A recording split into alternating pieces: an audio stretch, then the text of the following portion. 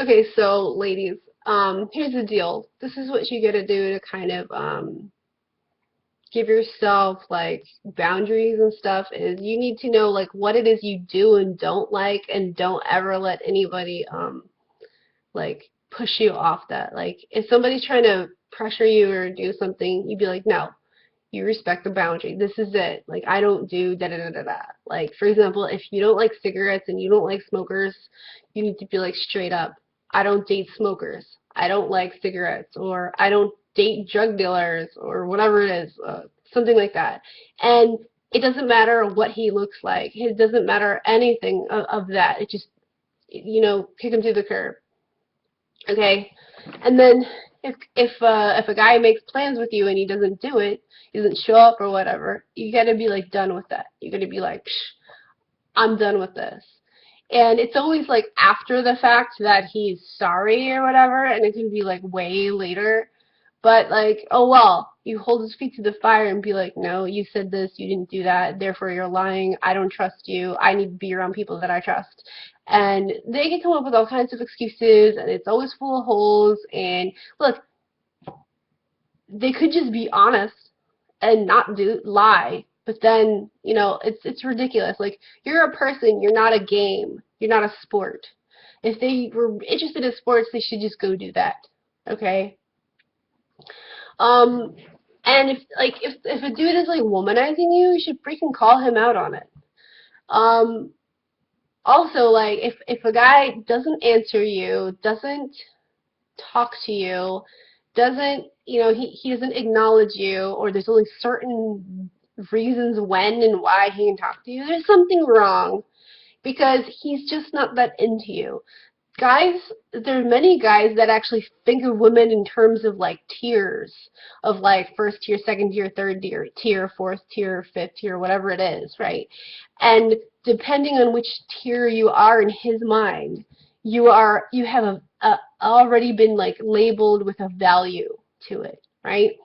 And if he actually cared about you at all, like there wouldn't be tears at all. There would just be, I'm a human being, you're a human being, and we have mutual respect and so on. But if he's a scumbag like that, like he's gonna think of women as like in tears like that, and he treats you like a piece of meat or some buffet or something. They'll talk about women as like fish and or objects, targets, things like that. You don't want to be that. You don't want to be like that. And what you should do, totally should do, is that if somebody treats you this bad or somebody has done this to you, you should not be quiet about it. You should like blow a freaking gasket over it. You should write his name into a blog, go on Twitter, whatever it is, write his name, date and time, be like, this guy did da da da da da, okay? Because otherwise, if you don't stand up and do something and put a stop to it, he'll never learn, and he'll think it's okay to get away with it. And a lot of times they'll do things like leverage your religion or your moral compass and be like, oh, well, you shouldn't do that. You're petty, or dirty laundry. You shouldn't, da da da. No! Fucking call this bitch out and be like, look, you're a womanizer. You're sexist. You're macho.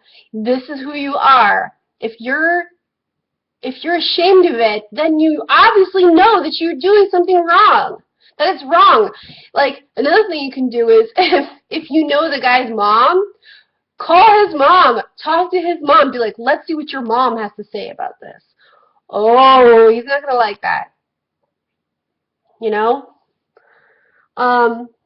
It's ridiculous. Sometimes, another thing is, like, with these guys who pull these kinds of tricks, and they have their, like, little gang or their little group of friends or whatever, is...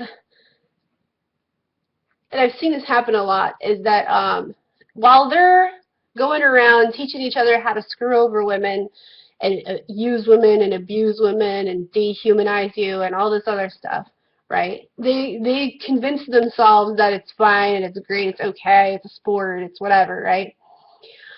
But they never ever once thought, oh my God, if these guys are going to do this to women, would he ever do this to me?